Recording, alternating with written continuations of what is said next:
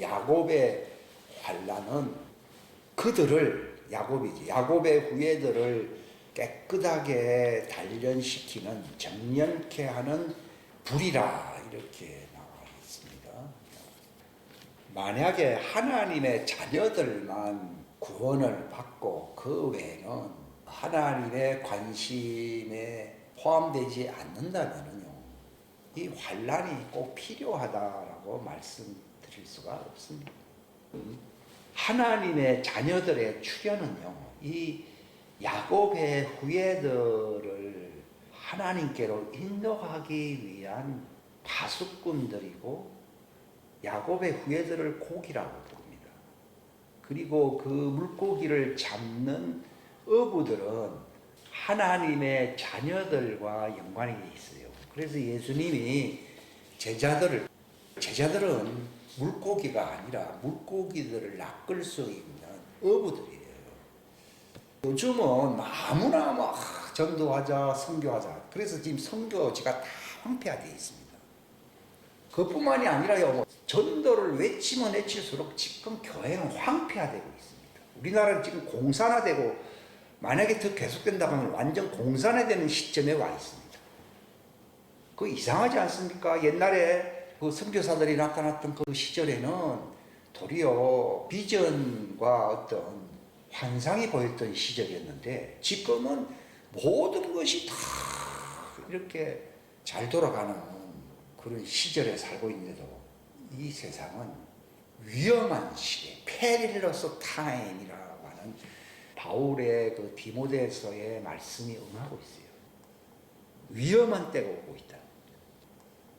지금 바로 우리나라가 굉장히 위험합니다. 그러나 그 때와 시간이 얼마 남지 않았기 때문에 하나님이 활용하시는 것뿐인 것이지, 실제로 이전과 같은 안목으로 바라보게 되면 굉장히 위험한 시대에 와 있습니다.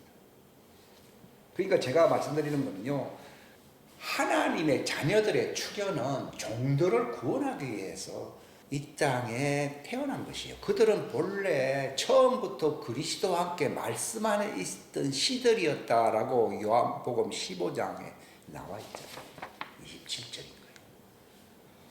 특별히 그 욥기서에 보게 되면은 아담을 창조하고 만물을 이렇게 조성하고 창조할 때에 욥아, 너는 그때 어디 있었느냐? 나는 그게 이해가 안 갔어요.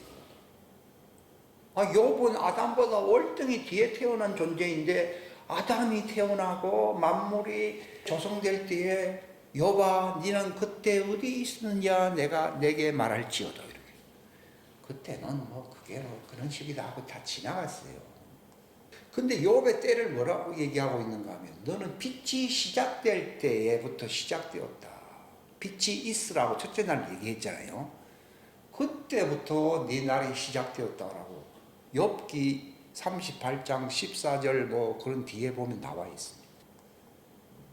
그러니까 그 내 안에 거하라고 하는 말, 본래 너희들이 내 안에 있었기 때문에 내 안에 거하라고 하는 말인데, 오늘날에는 교회만 나오고 노래만 부르면 다 예수님 안에 있다고 해석을 하고 있습니다.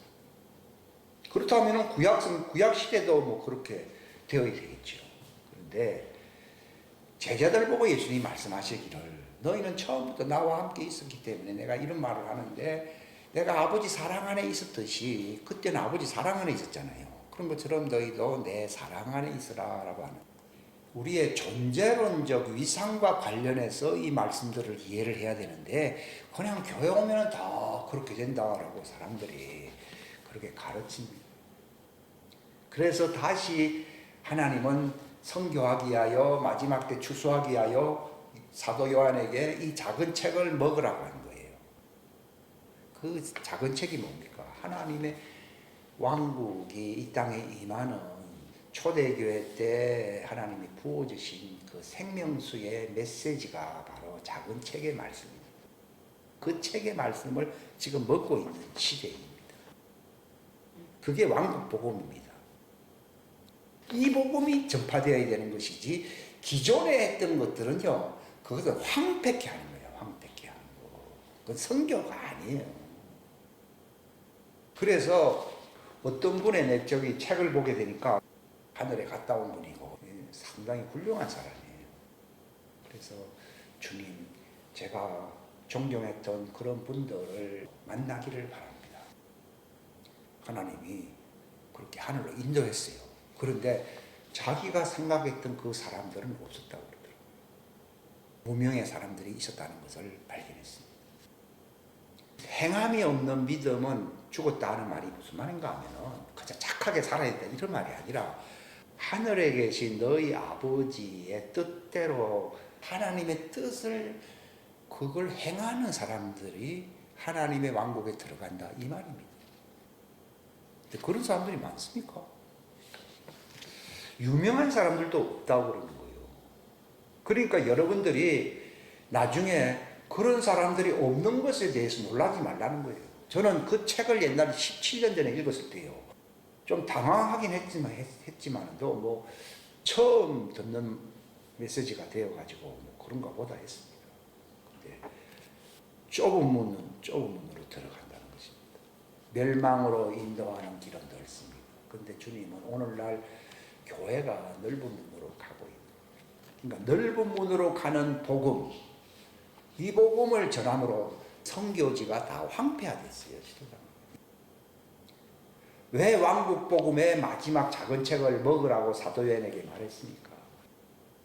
이것은 초대교회 때 하나님이 이른 빛 때 내려주신 그 복음이 벌써 뭐 100년 지나자마자 다 쇠퇴하기 시작했고 흑암 시대로 왔고요.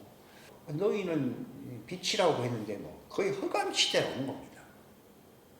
선교지가 황폐하게 되는 것은 흑암 때문이라고 하더라고요. 그들이 그런 메시지를 전할수록 빛이 들어오는 게 아니라 점점 어둡게 하는 거예요. 그게 다른 복음인 거예요. 왕국 복음만이 진리지 초대교회 때 받았던 그 메시지만이 빛의 복음 진리인 것이지 그 외에는요, 인간의 교리, 교회 전통 이런 걸로 만들어진 것은요, 외치면 외칠수록 점점 어두워지고 있는 겁니다. 왜냐하면 하나님 앞에서 큰 죄는 뭔가 하면요, 사상입니다. 사상.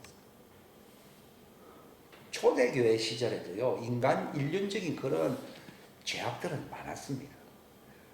그럼에도 불구하고 로마가 이제 무너지고 복음이 막 들어가게 된 거는요, 그 당대에도 뭐 동성애자들이 있었다라고 로마인서 1장에 후반부에 나와 있잖아요. 지금 시대하고 뭐 별 그런 거는 다를 바가 없습니다. 근데 우리는 세상에 그런 소위 걷는 보편화되어 있는 그런 죄악들은 많이 언급합니다. 그래서 교회는 우리는 깨끗하고 저들은 뭐 그렇게 누추하다 이렇게 얘기를 합니다만, 실상은요, 하나님 앞에서 이 세상을 흑암처럼 깜깜하게 만드는 것은 하나님의 순수한 말씀을 배격하고 자기들이 만든 교리와 그런 종교 사상을 전하는 것, 이것이 세상을 어둡게 만드는 거예요. 그러니까 마귀가 활동하기 좋은 환경으로 만들고 있는 거예요. 그러니까 우리나라도 뭐 선교 뭐 대국이라 이래 했지만 지금 공산화되고 있잖아요. 그 원인이 무슨 세상 인륜죄가 아니라 교회가 전하는 그 메시지가 세상을 어둡게 만드는 거예요. 그게 구원받겠습니까? 혹시 인륜적으로 잘못한 사람은 구원받을 수 있습니다. 그러나 그런 메시지를 전하는 사람은 희망이 없습니다. 그게 한 200~300년 전부터 독일에서 그 이상한 철학들이 많았잖아요. 독일 철학이요. 이게 성경과 혼합되면서부터 이런 메시지들이 나온 거예요. 그러니까 하나님 앞에서 큰 죄는 사상입니다. 사상. 하나님의 말씀을 왜곡하는, 변개시키는 죄가 가장 큰 죄입니다. 이것은 마치 할아버지 수염을 뽑는 것 같습니다. 어릴 때는 애교로 봐줄 수는 있지만도요, 정성한 어른이 돼가지고 잡당기면요, 큰일 나지요.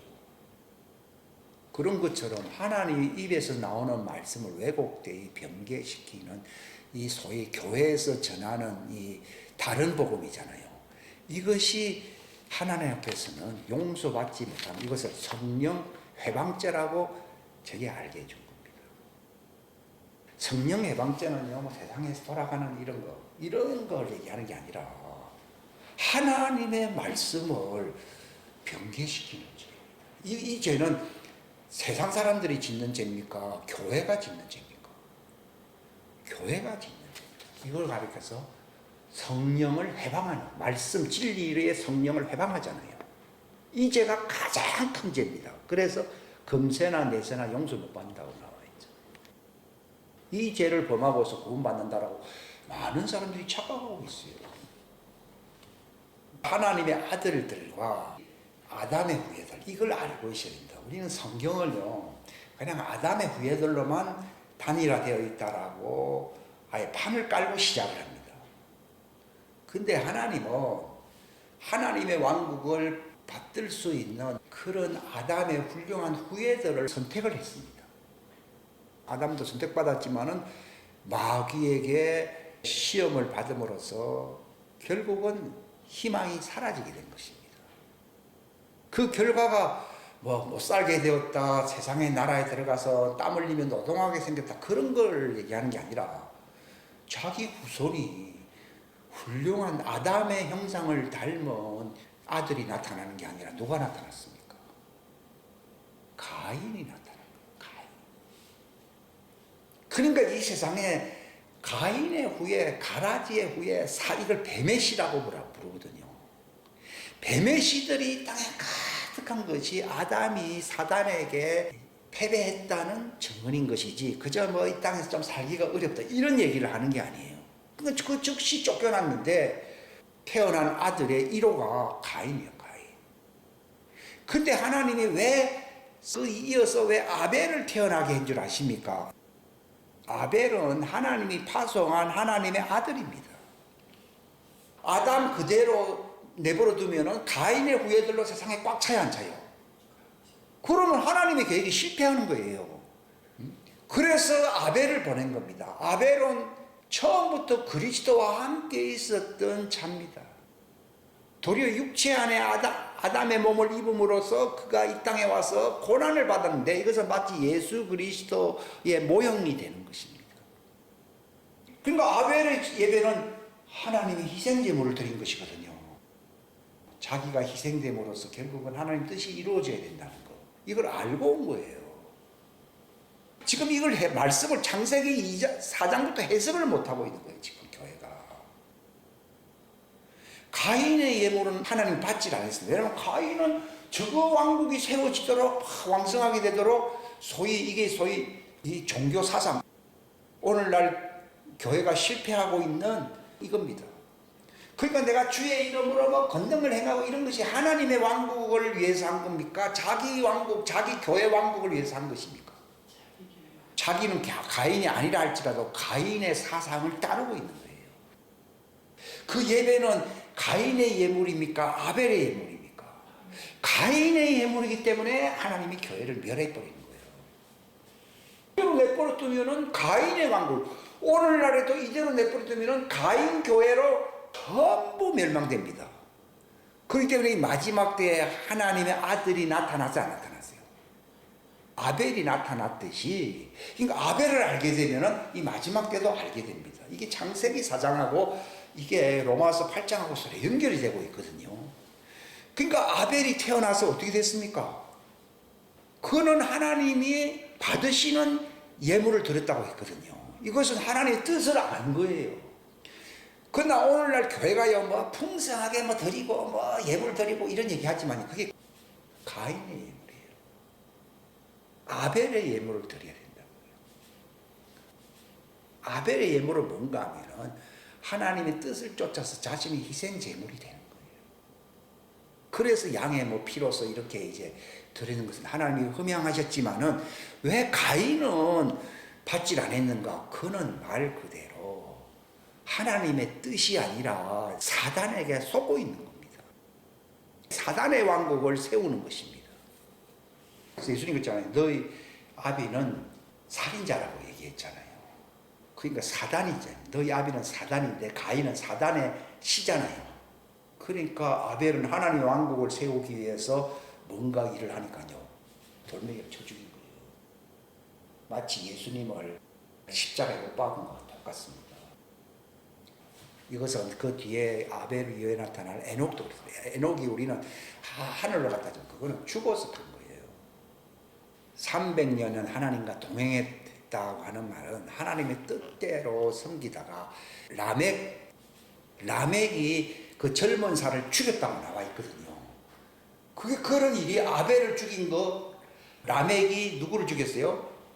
에녹을 죽인 거, 그 뒤에 또 침례 요한을 헤롯이 결국은 죽게 한 거지. 허락했기 때문에 죽였습니다. 똑같은 겁니다. 그게 예수님이 아벨의 피로부터 침례 요한의 피까지 또 스가랴의 피까지 이런 얘기 나오잖아요. 성전과 제단에서 죽은 자들의 피를 이 세대가 당할 것이다 이런 말을 하지 않습니까? 그건 무시무시한 얘기입니다.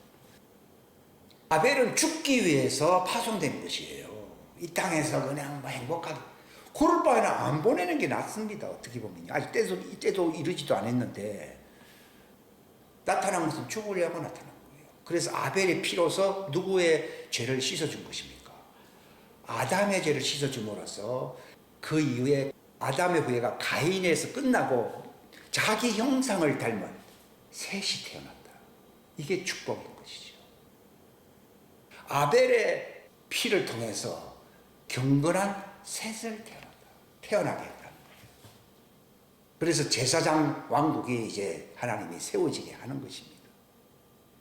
지금도 마찬가지인데 이 교회 이대로 두면은 음녀 교회로서 다 끝나야 될 사람인데 이 마지막 때에 하나님의 아들들은 광야 피난처로 이동하는 그 역할을 하기 위해서 이 땅에 있는 것입니다.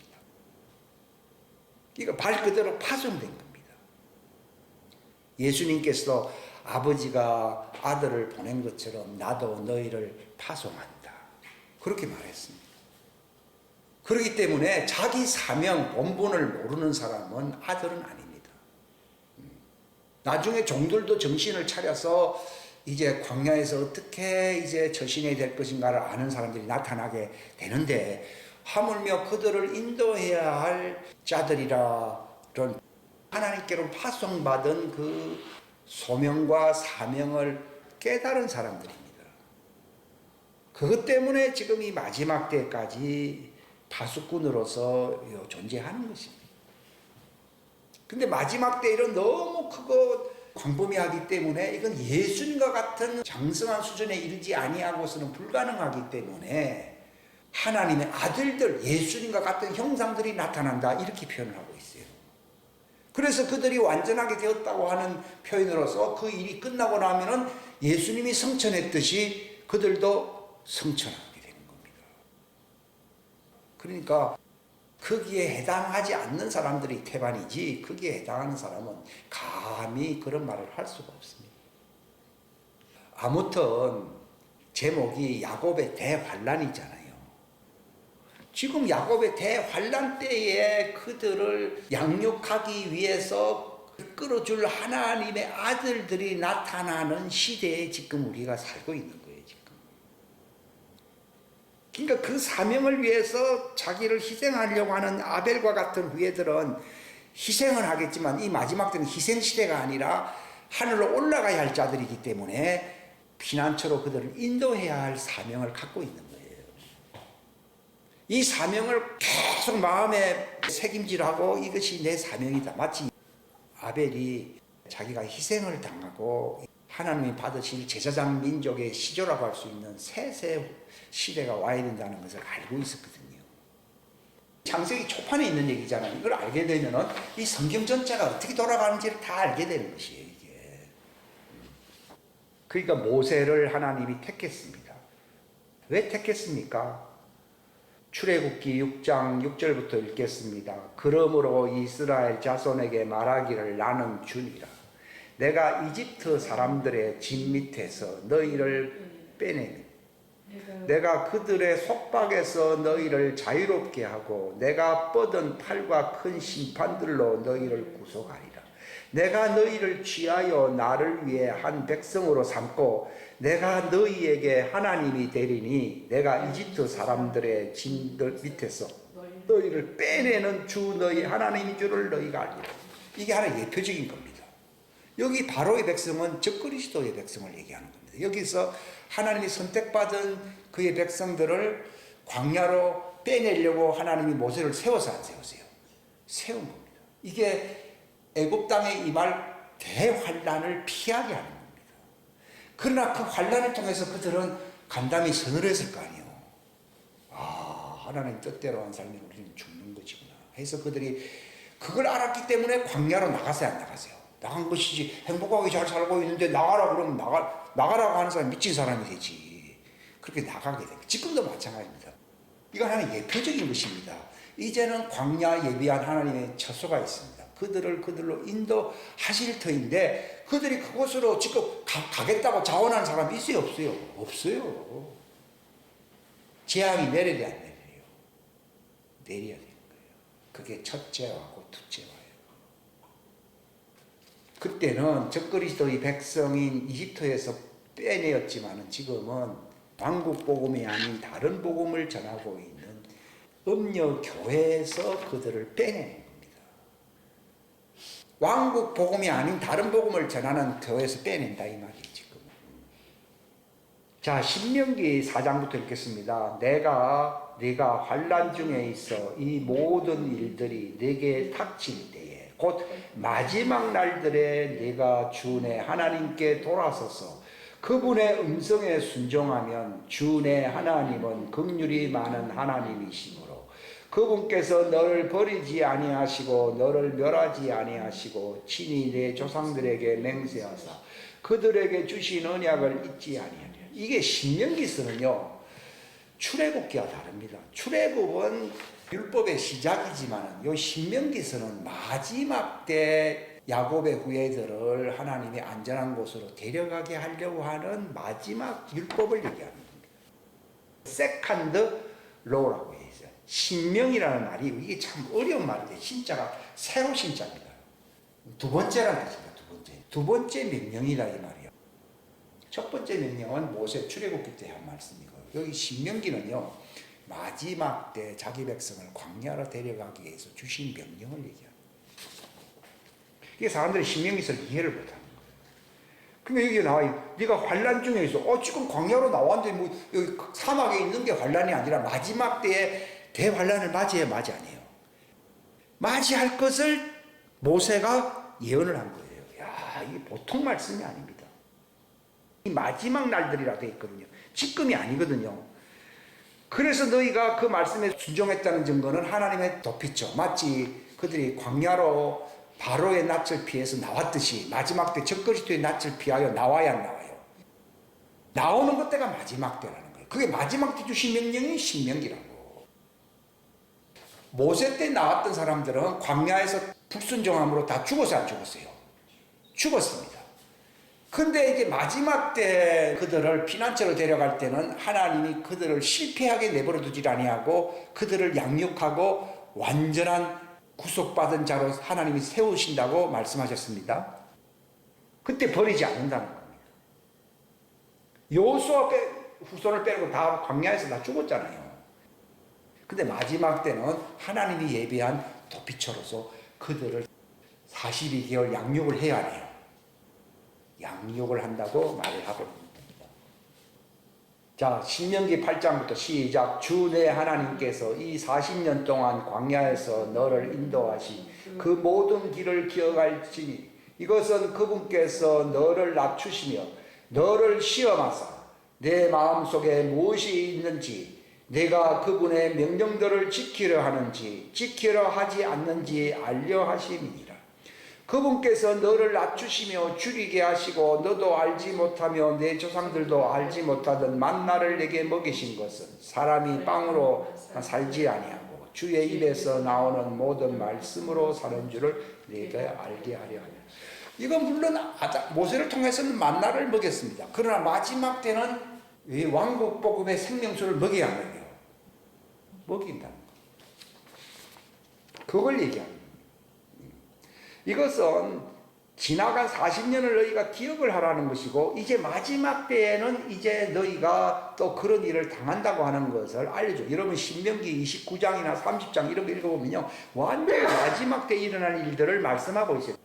자, 이 마지막 때에 어떤 일이 일어나냐? 모세로부터 한 800년 지나고 난 뒤에 이사야 선지자가 태어났잖아요.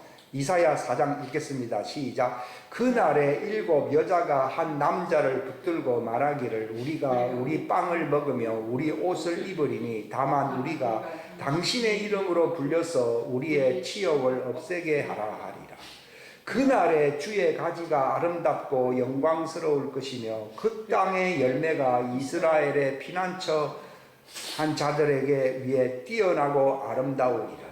시온에 남아있는 자, 예루살렘에 남아있는 자, 곧 예루살렘 안에서 살아있는 자들 가운데 기록된 모든 자는 거룩하다고 불릴 터인데 이 일은 주께서 심판하는 영과 불태우는 영으로 시온의 딸들의 더러움을 씻어내시고 예루살렘 한가운데로부터 그곳의 피를 깨끗이 제거하실 때에 이루어지리라.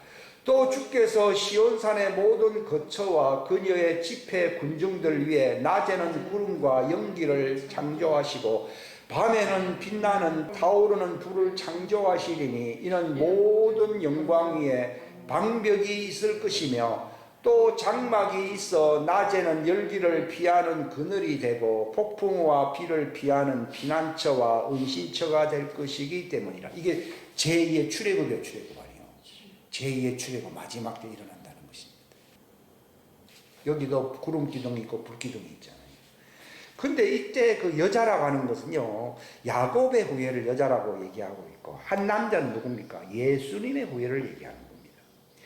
그들이 이제 실패하지 않는 길은요, 율법을 잘 지켜서 되는 게 아니라, 바로 그 복음의 남자인 그리스도와 그의 자녀들을 붙드는 겁니다.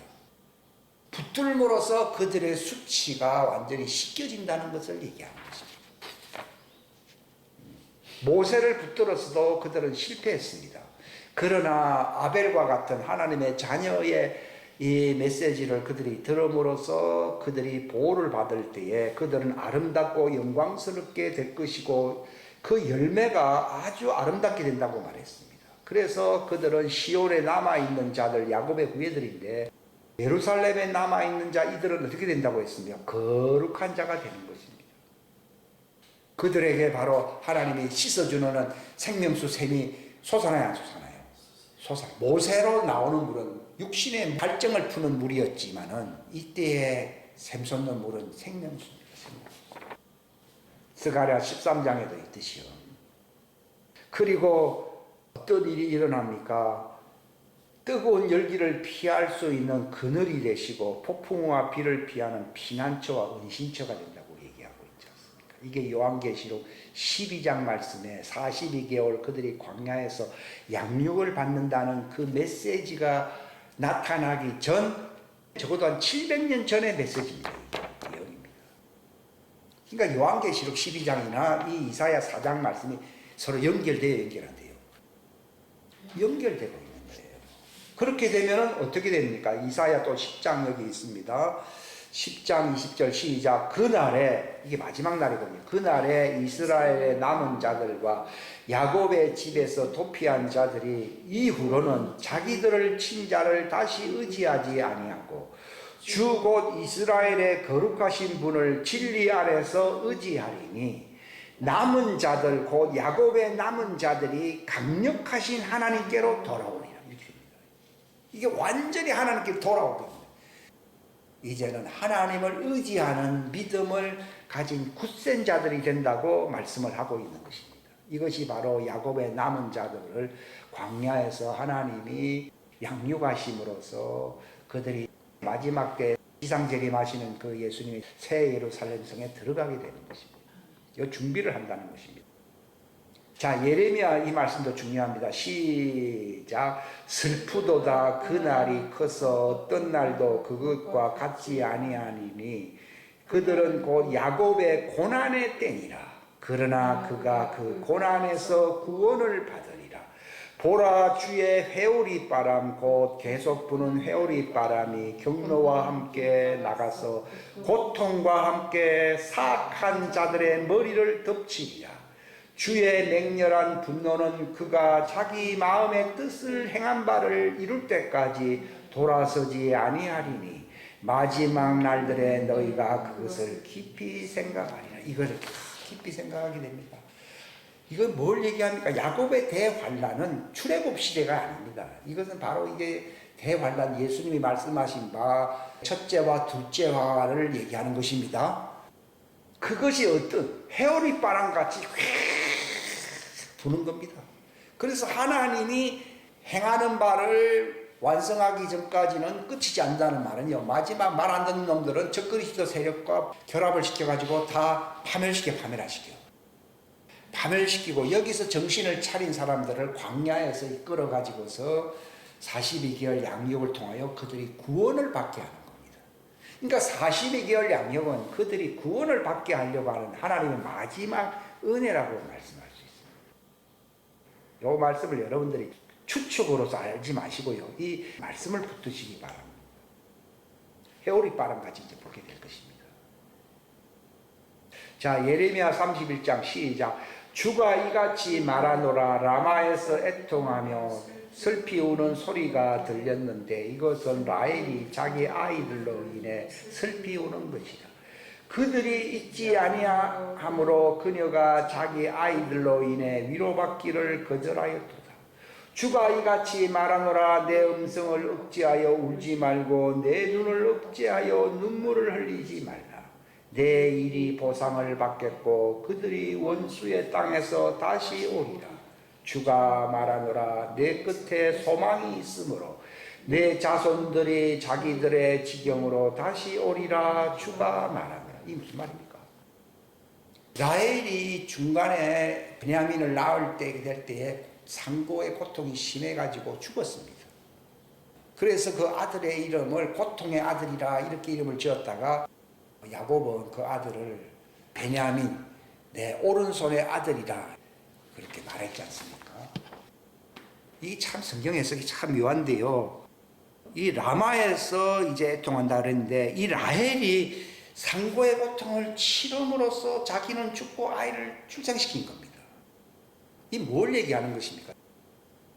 예수님 때도 예수님을 탄생시키려고 이 헤롯이 그 3살 미만의 자녀들을 죽였어, 안 죽였어요?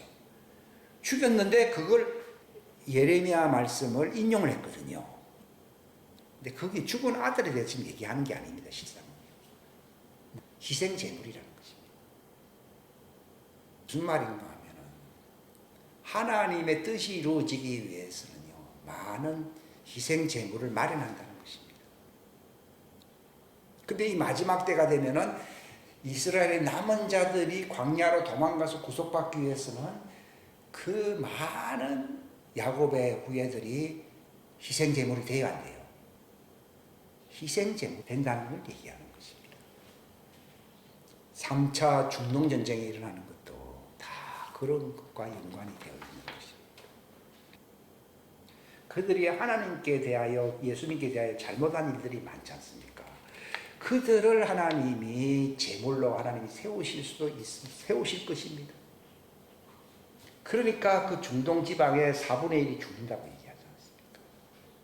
마치 아벨이 희생됨으로써 아담의 후예가 살아났지 않습니까? 그런 것처럼 야곱의 남은 자들이 살아나기 위해서는 이 라마에서 들리는 이 고통의 희생이 있다는 것을 얘기하는 것입니다.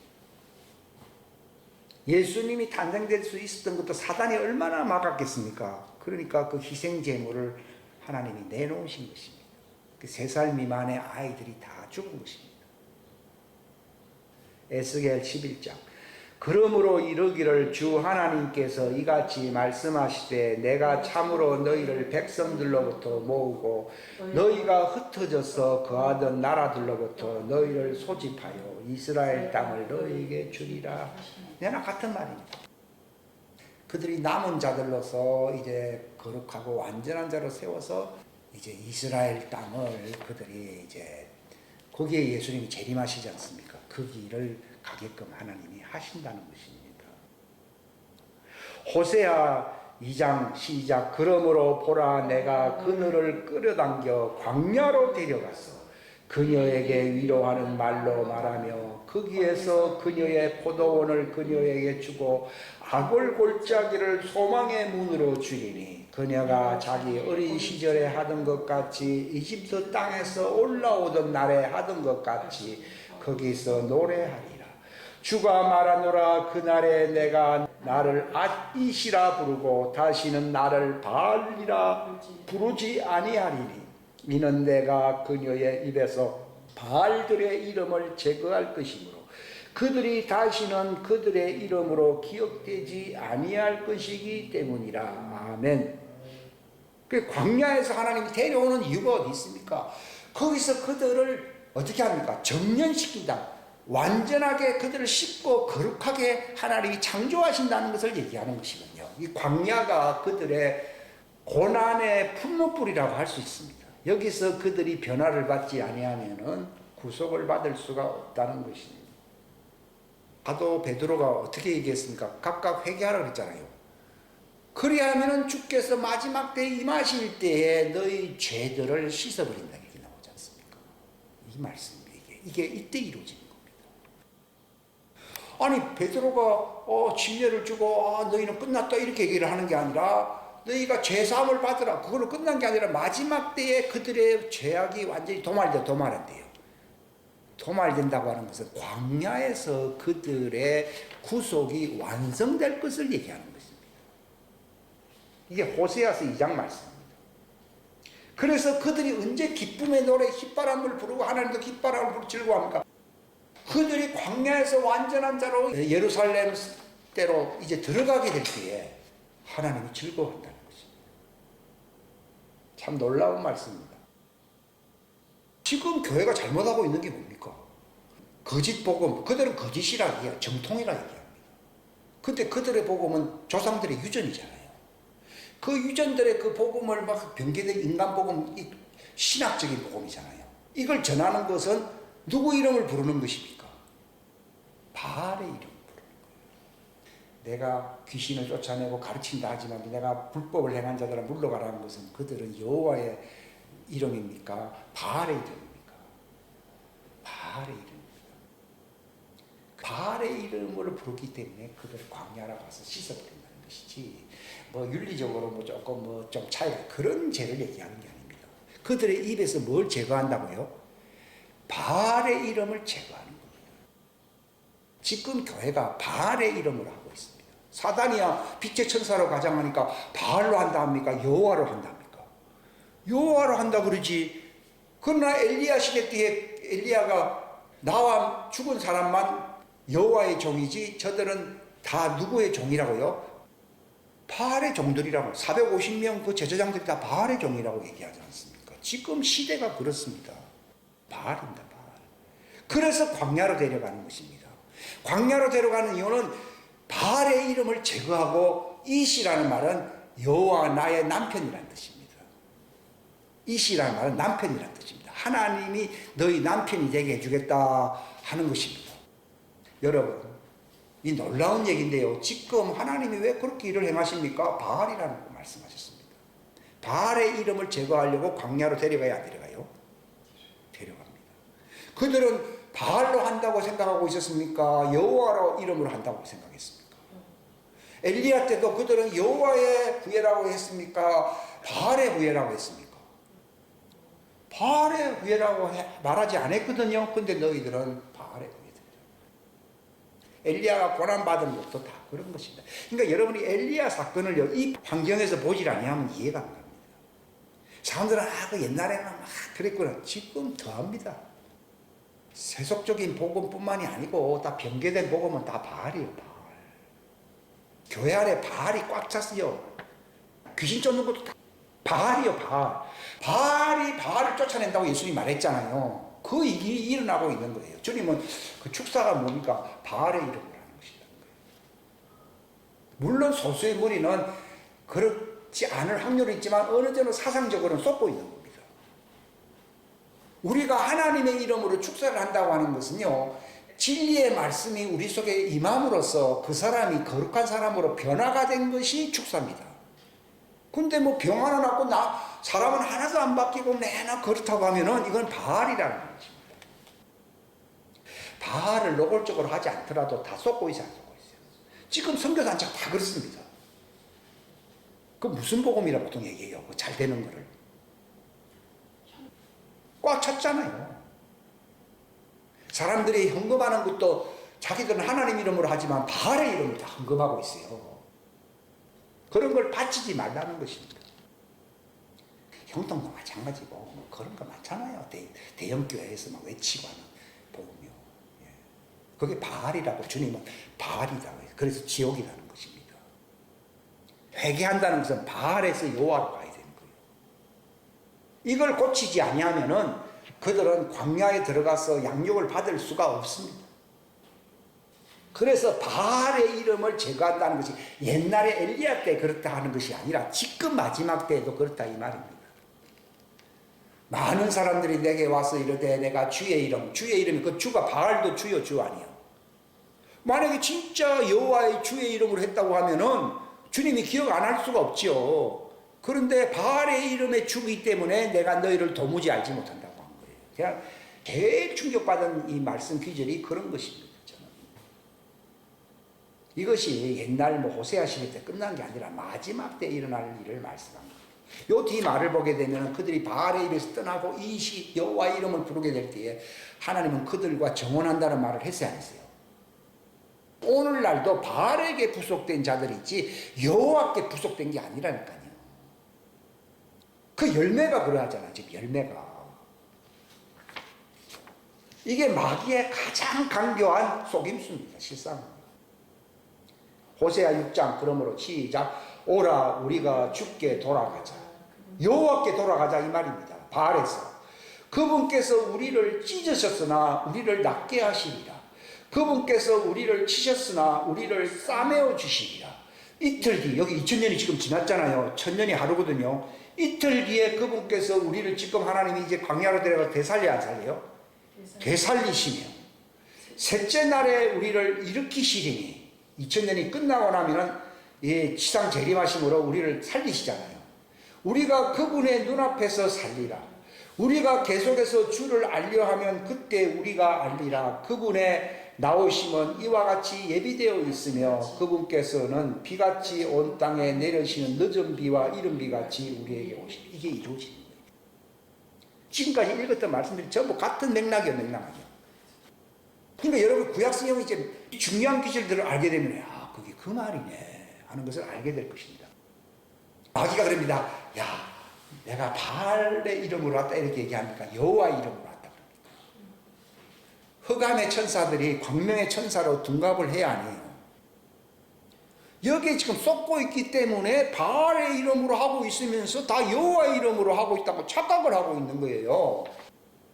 회개의 핵심은 이겁니다. 이걸 고치지 아니하면 회개가 천주교나 신교나 옛날에 천주교도 그거 다 바알 종교거든요. 옛날부터 다 그게 종교신학 그 개혁자들이 다 바알이라고 했어요. 바알의 이름으로 했던 그 사상이 지금 신교의 기독교에도 만연하게 들어와 있어 안 들어와 있어요? 들어와 있어요. 다른 칼라로 들어와 있어요. 이것을 고치는 것이 회개입니다. 그래야지 여호와께 돌아가자. 왜 대환란이 오는 줄 압니까? 바알에서 여호와로 돌아오게 하려거든요. 스가랴 13장 1절 그날의 죄와 더러움을 씻기 위한 셈이 다윗의 집과 예루살렘 거주민들을 위해 그러니까 이 바알도 아주 그 모랄, 그 뭡니까? 윤리적이고 도덕적인 종교로 싹 포장해서 들어오거든요. 이제 이것에 눈을 뜨게 된다는 씻겨짐을 받는다는 것입니다. 말라기 시작. 군대들의 주께서 말씀하시느니라. 보라 내가 내 사자를 보내리니 그가 내 앞에서 길을 예비할 것이요 또 너희가 구하는 주가 갑자기 자신의 성전에 오리라. 곧 너희가 기뻐하는 언약의 사자라. 보라 오리라. 그러나 그가 오는 날을 누가 견디겠느냐. 그가 나타나는 때에 누가 서겠느냐. 그는 정련하는 자의 불과 같고 세탁하는 자의 비누와 같으리라.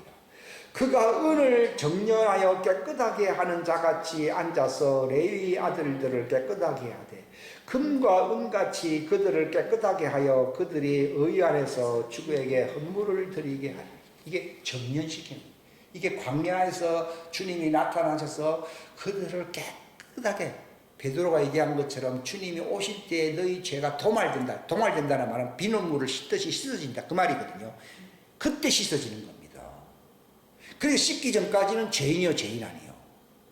죄인이니까 회개하는 것이지 의인이면 회개할 거 없어요. 근데 누구를 보고 의인이랍니까? 파송받은 사명 감당하는 하나님의 누굽니까? 요셉과 같은 자들.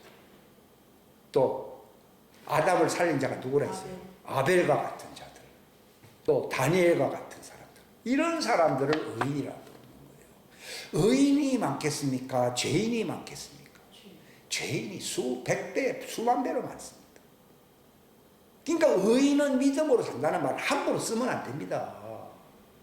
자기는 죄인인데 광야로 들어가서 씻어야지. 그래야 의인 된다고 나와 있잖아요. 그러니까 성경 공부가 기본이 잘못되어 있어요. 아까 마태복음 24장은 우리가 읽었습니다. 이때 어떤 징조가 나타납니까? 제3성전이 등장하게 되고 거기에서 적그리스도가 등장하게 됩니다. 그때 너희들은 산들로 도망하라는 피난처로 도망하라는 것을 얘기하는 것입니다. 그때 그들이 환난을 맞게 되는데 대전쟁이 일어나지 않습니까? 그래서 하나님이 그들을 보호하려고 6개월로서 단축시켜 버리거든요. 그때 주님이 공중에서 재림을 해야 해요.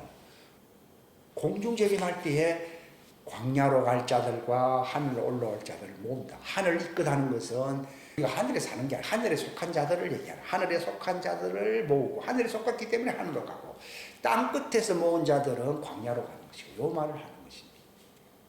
사방에서 함께 모은다는 것입니다. 여기에 광야로 들어가는 것입니다. 야곱의 환난을 피해 양육받기 위해서 하나님이 보호해 주시겠다는 것을 말씀합니다. 하나님의 자녀, 사명 감당한 하나님의 자녀 아들들은 하늘로 올라갈 것이고 회개하고 정신을 차린 사람들은 그들이 구속을 받기 위해서 광야로 들어가서 비누와 세탁제로서 완전히 씻기듯이 도말시키시는 주님이 그들에게 나타난다는 것을 말씀하는 것입니다. 누가복음 3장도 이 마지막 때 얘기를 한 겁니다. 요한이 시작. 요한이 그들 모두에게 응답하여 이르되 참으로 나는 너희에게 물로 침례를 주지만 나보다 더 강력한 분이 오시나니 나는 그분의 신발끈을 풀 자격도 없느라. 그분께서는 너희에게 성령님으로 침례를 주시고 불로 침례를 주시고 곧 손에 키를 들고 친히 자신의 타작마당을 철저히 정결하게 하사 알곡을 모아 자신의 곳간에 넣으시고 껍질은 끌 수 없는 불로. 그리고 광야로 데려가는 목적은 알곡이 되게, 완전히 알곡이 되게 해서 예루살렘 성으로 데려간다는 것입니다. 여기서 불로서 침례를 준다는 말이 이게 광야에서 그들을 정련시키는 불을 얘기하는 것입니다. 하나님의 자녀는 그런 불이 아니라 성령의 말씀을 불러서 그들을 깨끗하게 하는 것입니다. 여기에 물과 성령으로 이렇게 하나님이 나눴잖아요. 여기 요한도 나눈 거예요. 자기는 종이지만 이걸 나눈 것입니다.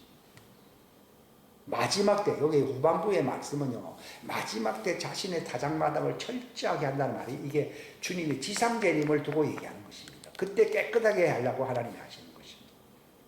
자, 누가복음 23장 시작. 보라, 날들이 오리니 그때 그들이 말하기를 수태하지 못하는 자와 해산하지 못한 때와 젖먹이지 못한 적이 여기까지. 이 마지막 환난 때는 아이가 태어나는 게 낫습니까? 안 태어나는 게 낫습니까? 안 태어나는 게 낫지요. 끝났으니까. 지옥 갈 일도 없지 않습니까? 그러니까 이 대환란 때를 주님이 십자가 지고 가면서 예수님이 말씀하신 것이거든요. 울지 말아라. 너와 네 후손들을 위해서 울어라. 이 마지막 때에 이 야곱의 후예들을 둘로 나눠야 한다는 거예요. 적그리스도 세력에 완전히 붙여버릴 자들과 이제 광야로 데려갈 자를 나눠야 한다. 나눈다. 근데 그때 태어나면 이미 늦은 것이고 그때 만약에 어린 신자라면 다 망하게 돼 있거든요. 이걸 예수님이 미리 말씀을 한 거예요. 그러면서 30절 시작. 그때에 그들이 산들에게 말하기 시작하여 이르기를 우리 위로 무너지라 하며 작은 산들에게 이르기를 우리를 덮으라 하려. 이게 무슨 말입니까?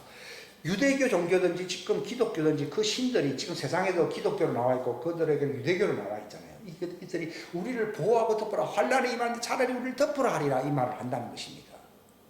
자기 종교를 의지한다 이 말입니다. 왜냐하면 적그리스도 세력이 얼마나 강력하고 전쟁이 얼마나 참화가 심한지 차라리 우리가 토굴 속에 숨을 수 있도록 산들이, 여기 산들이라고 하는 것은요, 이 종교 체제를 얘기하는, 음녀 종교를 얘기하는 것입니다. 그러니까 예수님께서 산들에서도 말고 예루살렘에서도 말고 이제 하나님께 참으로 경배할 때가 와야 하나요? 온다고. 성경에 보면 산당이라는 말이 있어야 안 있어요? 산당이 내나 바로 바알 종교를 얘기합니다. 바알 종교는요, 사람들이 다 쏟기 때문에 바알의 산당은 제거하지 못했다는 말을 마지막 남아있는 것이 바알입니다. 지금도 교회가 다른 것은 안 쏟는다더러 어디를 쏟고 있다고요? 바알에게 쏟고 있습니다. 그게 바로 산당입니다. 산당. 산들이 우리를 덮치죠. 근데 그들이 덮는, 보호해줬던 바알 기독교, 바알 유대교가 그들을 마지막 때 보호해요? 못해요? 보호를 못한다는 걸 얘기해 주는 겁니다. 31절에 그들이 푸른 나무에 이런 일들을 행한다면 마른 나무에는 무슨 일을 행하겠느냐. 푸른 나무는 광야 예비처로 가는 야곱의 남은 자들을 얘기하는 것이고, 마른 나무는 바알 종교를 섬김으로써 멸망하게 될 자들을 얘기하는 것입니다. 이 놀라운 말씀들은요, 계시록 2장 10절 시작. 내가 장차 당할 그 일들 중 어떤 것도 두려워하지 말라. 보라, 마귀가 너희 중 몇 사람을 감옥에 던져 너희를 시행하리니 너희가 열흘 동안 환난을 당하리라. 너는 죽기까지 신실할지니라. 그러면 내가 생명의 왕관을 내게 주리라. 보라, 내가 그녀를 침상 속으로 던질 것이요 그녀와 함께 간음하는 자들도 만일 자기의 행실을 회개하지 아니하면 큰 환난 속으로 던질 것이요. 여기 간음한다는 말은 바알 종교에 부합돼서 부합 안 됐어요. 지금 기독교가 바알 종교와 하나님이 서로 부속돼서 안 됐어요. 짬뽕으로 이렇게 돼 있잖아요. 요게 간음하는, 원래 남편이 있는 사람이 다른 사람하고 이제 이렇게 하는 거를 간음이라듯이요, 하나님 하면서 실제로 바알하고 연결되어 있잖아요. 이걸 간음한다는 겁니다. 요 말을 잘 이해해야 돼요. 그런데 열흘 동안이라는 말은요, 이게 바로 야곱의 대환란기를 얘기합니다. 휴고된 뒤로부터 이제 지상재림 때까지를 열흘이라고 그러거든요. 7월 1일부터 7월 10일, 요 1일은 나팔절이고 10일은 대속죄일이잖아요. 그 10일간 동안 환란을 받게 된다는 것입니다. 자, 계시록 7장 14절 내가 그에게 이르되 장로여 당신이 아시나이다 하니 그가 내게 이르되, 이들은 어디서 나온다고요? 큰 환란에서 나와 자기 예복을 씻고 어린 양의 피로 그것을 희게 한 자들이래. 이게 야곱의 후예들이 광야에서 비눗물로 깨끗하게 씻고 도말대에서 깨끗하게 나와요. 나와서 어디로 들어가려고 하는 겁니까? 새 예루살렘 성에 들어갈 자들을 얘기하는 것입니다. 이게 계시록 7장 14절입니다. 그러니까 보십시오. 계시록 12장 보세요. 또 하늘에 다른 이적이 나타나리라. 보라, 7머리와 10뿔을 가진 큰 붉은 용이 있는데 그의 머리들 위에 7개의 왕관이 있고 그의 꼬리가 하늘의 별들 중 3분의 1을 끌어다가 땅에 던지더라. 용이 막 해산하려고 하는 그 여자, 이게 바로 야곱의 남은 자들을 얘기합니다. 그녀의 아이가 태어나는 즉시 그 아이를 삼키려 하더라. 그녀가 사내 아이를 낳았는데 그 아이는 쇠막대기로 모든 민족들을 다스릴 자더라. 그녀의 아이가 하나님께로 채어 올라가 그녀의 왕자에 이르더라. 이 휴고를 얘기하는 것입니다. 아들은 휴고되고 여자는 어디로 도망갑니까? 광야로 도망갑니다. 6절 다 같이 시작.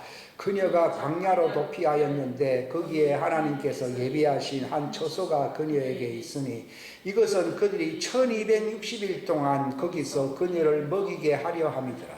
용이 자기가 땅으로 내쫓긴 것을 보고 사내 아이를 낳은 그 여자를 핍박하더라. 그 여자가 큰 독수리의 2 날개를 받았으니 이것은 그녀의 광야 곧 그녀의 처소로 들어가 거기서 그 뱀의 얼굴을 피해 한때와 두때와 반때 동안 양육받게 하리라. 근데 왜 그 여자가 그 아이를 낳는다 이런 표현을 씁니까? 예수님도 여자의 씨로 오셔서 안 오셨어요. 그렇잖아요. 우리 만약 여기 우리도 하나님의 아들이라면 우리도 여자의 씨에서 왔어야 안 왔어요. 이게 하나님 씨는, 씨는 남자잖아요. 여자는 바치고 씨는 남자잖아요. 그 씨로서 온 거거든요. 그러니까 그 이스라엘 남은 자들이 왜 그렇게 보호를 받는가 하면 그들에게서 태어난 하나님의 아들들이 있어야 안 있어요. 있으니까 그들을 보호하려고 그러니까 그들을 해치려고 했는데 하나님이 보호해 준다는 것입니다.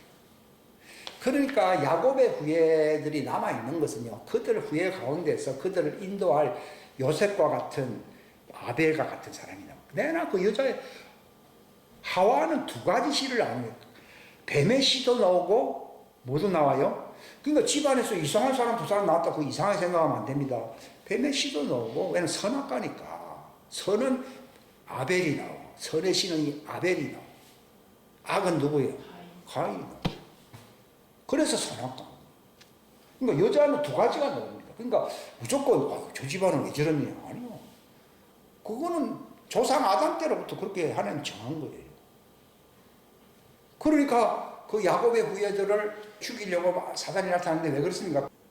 그들을 이끌려고 했던 그 아벨과 같은 하나님의 아들들이 나타나서 안 나타났어요. 나타났기 때문에 그렇게 핍박을 하려고 하는 거예요. 이 말을 잘 이해 못하면 이게 성경 기절이 이게 무슨 말인지 잘 이해가 안 가요. 그래서 한때와 두때와 같때 3년 반 동안 그들을 하나님이 양육해 주신다고 하는 이 야곱의 환란기는 3년 반 동안 하나님이 그들을 정련시켜주는 불, 세탁비누와 같고 그들을 깨끗하게 완전하게 씻어주는 구속의 대역사가 있다는 사실을 우리가 반드시 알아야 되는 것입니다. 기도하겠습니다. 하나님 아버지 감사합니다. 귀한 시간 허락해 주심을 감사합니다. 이 마지막 때 야곱의 대환란을 하나님이 남겨주신 그 이유는 그들을 정령케 하는 하나님의 구속의 마지막 대사역이 있음을 우리에게 분명히 알려주는 것입니다. 광야는 곧 환란을 말을 하는 것인데 광야에서 그들이 구원을 받을 것입니다. 종들은 모세 당대에 그들이 광야에 40년을 거했듯이 이 마지막 때에도 그들이 3년 반 동안 광야에서 그들이 구원을 받게 될 것입니다. 하나님이 정령케 하시는 불러서 마지막 때에 그들을 의인으로 흰옷을 입고 새 예루살렘 성으로 들어가게 하시는 마지막 추수의 대역사가 일어나게 될 것입니다. 이후에 천년왕국도 서로 연결되어 있습니다. 우리가 이 말씀들을 잘 이해할 수 있도록 지각의 영을 새롭게 하여 주옵소서. 함께 하시기를 원하옵고 주 예수님의 이름으로 기도하옵나이다.